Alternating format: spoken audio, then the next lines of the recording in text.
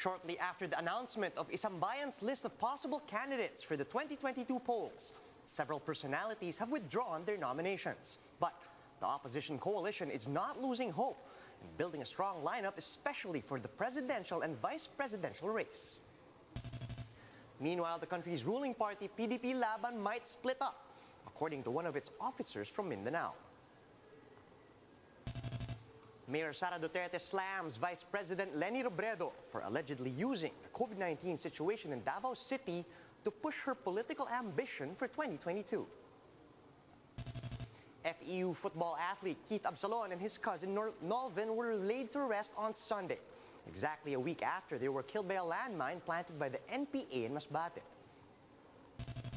And basketball is back in the spotlight. South Korea and Gilas Pilipinas are now in the Clark bubble for the FIBA Asia Cup qualifiers.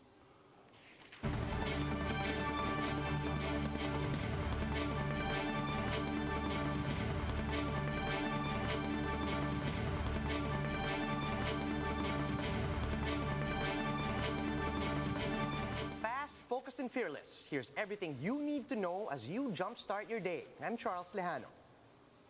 Isambayan is still hoping it can build a strong opposition slate for next year's polls, even though some of their top standard-bearer nominees have already said thanks, but no thanks.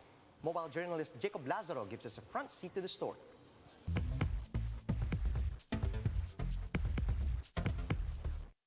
Opposition coalition One Sambayan finally named its 6 nominees for president and vice president for its 2022 opposition slate. But from the very start, it was clear that the coalition did not secure firm commitments from all nominees. In a live online launch on Saturday afternoon, Independence Day, One Sambayan conveners released the names of VP Leni Robredo, Senator Grace Poe, Congressman Brother Eddie Villanueva, former Senator Antonio Trillanes IV, Attorney Chel Jokno, and Congresswoman Vilma Santos Recto as potential presidential and vice presidential candidates.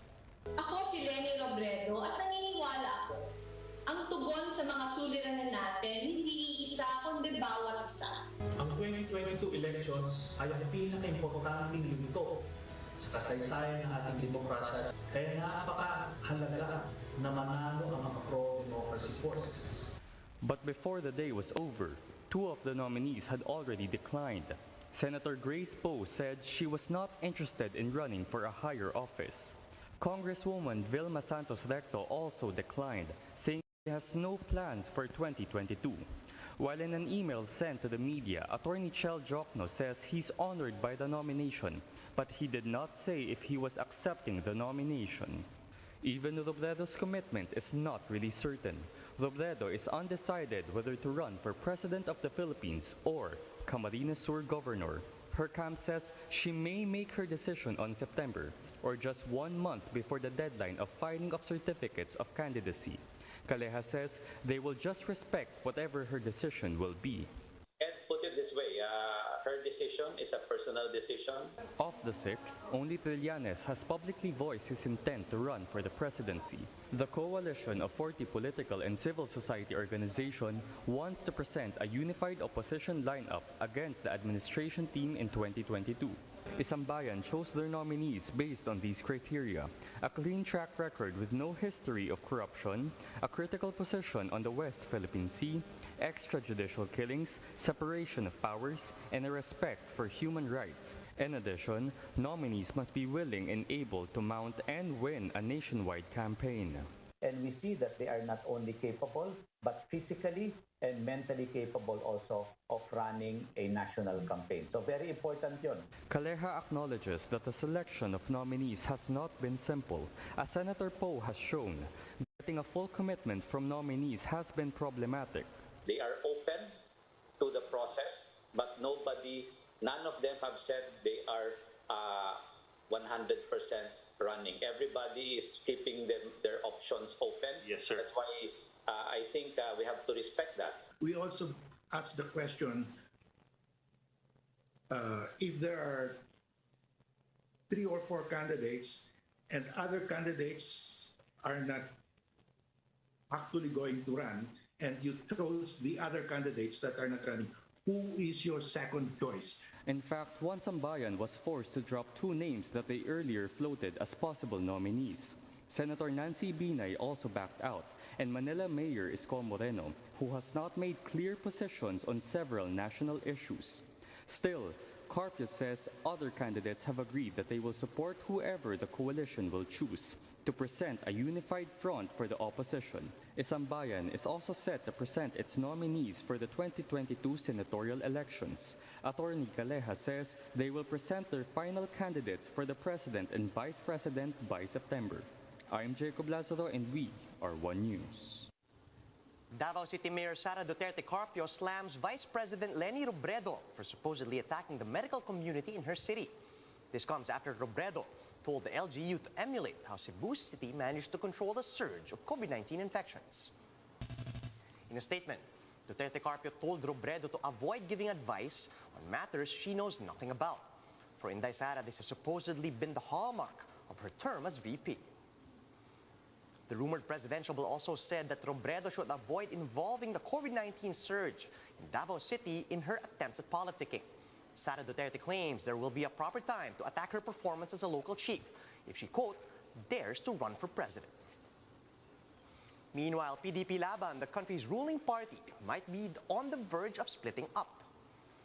That's according to PDP Laban Regional President for Caraga, Surigao del Sur 2nd District Representative Johnny Pimentel. Pimentel told the chiefs that they will know for sure how the party will stand at their assembly on July 17. That is if a new party president is nominated and elected. In the meantime, Pimentel said a party split is still mostly speculation, but very much a possibility. There could be a big possibility na magkaka-split talaga. The contention of Vice Chairman Alcusi is that the president should be elected. What if during the meeting, somebody would raise that question or somebody would move to open the position of President of PDP Laban open? And then it will be open for nomination. Then we already know after the nomination, then comes the voting. Baka ganun ang mangyari. But this is purely speculation because there's still no agenda yet. In other news, FEU football player Keith Absalon and his cousin have been laid to rest over the weekend after dying of gunshot wounds in a landmine blast caused by the NPA. Jenny Dawn with the details. Justice for Keith and Noel.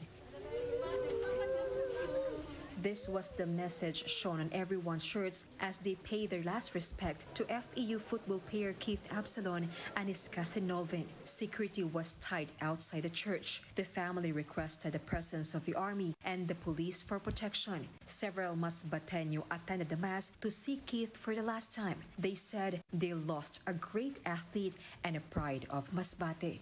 Tayo mga Masbateño ay ano na tayo, may kapayapaan. Dinaan lang kay Kit. Ano yung iba? Masakit ang ginawa nila. Keith and Noel were killed while biking in Barangay Anas, Masbate City a week ago. Initial reports indicated that they died after sustaining wounds from a landmine explosion. But an autopsy report revealed that the Absalons also suffered gunshot wounds to their heads. The New People's Army took responsibility of the killing and apologized for the incident. But the armed forces said the Absalon family rejected the rebel group's apology. National Task Force to End Local Communist spokesperson Lieutenant General Antonio Parlade visited the family. He assured them that they will bring justice to Keith and Noel. Para sa mga NPA, yung sinasabi niyo na investigation niyo, hindi namin inaasahan. Yung sinasabi niyo namin na i-turn over niyo ang mga salarin. Palagay ko at sigurado ko hindi niyo gagawin yon. Kaya kami na lang ang magpupursige na makuha namin kayo kahit saan man kayo. Sa tulong nating sambayanan. Parlade said they recorded 7 incidents of landmine explosion and shooting of civilians in Masbate just this year. All of this, he said, were caused by the NPA. Parlade urged the local government of Masbate to cooperate with them in eliminating NPA forces in the province. And if they refused, kami ang magre-recommend sa taas para maging under police control itong Masbate para makagalaw ng gusto ang PNP at magawa yung dapat nilang gawin, including the military with the assistance of the military. Parlade explained that the PNP will have more power in enforcing regulations in Masbate if it is under police control. He clarified that this is not a form of martial law, but it can help them catch NPA rebels in the province. It's not a martial law, of course we know that, but there has to be a template that we can follow to make sure that the arm of justice catches up on these criminals. The investigation into the death of the Absalon cousins is ongoing. For News 5, Jenny Dongon, BR1 News. The PNP has formally dropped the charges filed against entrepreneur and Twitter personality Nina Elaine Dijon Cabrera.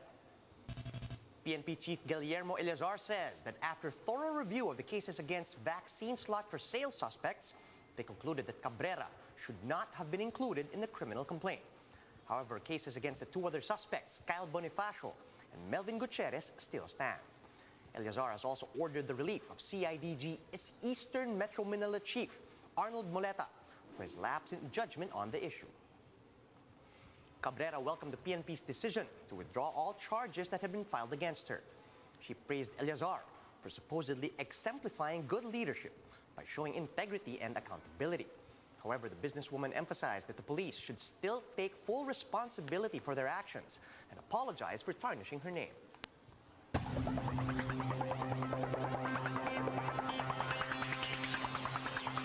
And everything is set for the country's hosting of the FIBA Asia Cup qualifiers, which will kick off this week. The SBP assures delegates and the public that health protocols will be even stricter for the qualifiers than it was for the PBA bubble.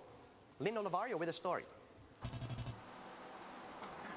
The delegates from South Korea were first to arrive on Sunday afternoon at the Quest Hotel in Clark, Pampanga for the FIBA Asia Cup qualifiers beginning on Wednesday.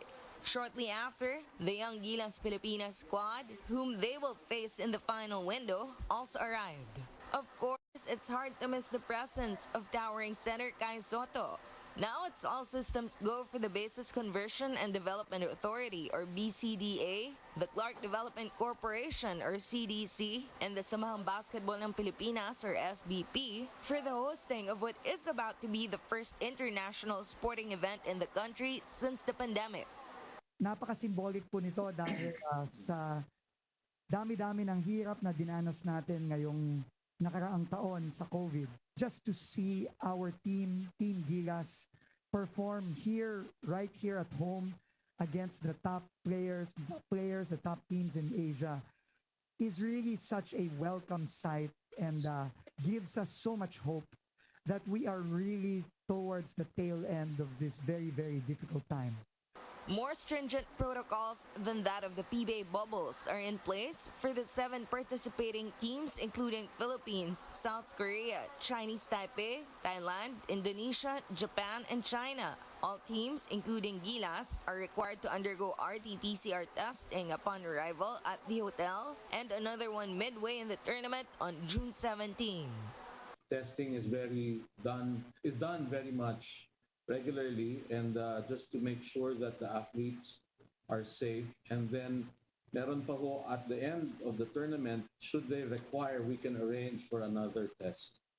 So that's a total of at least 5 tests from the time 12 days before their departure for the Philippines.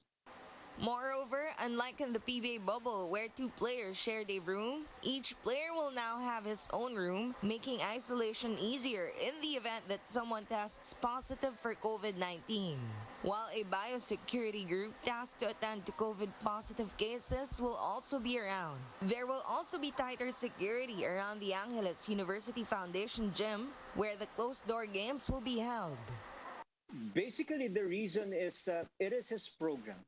So being it his program, he wants to make sure that all the adjustments will be done in accordance to his preferences.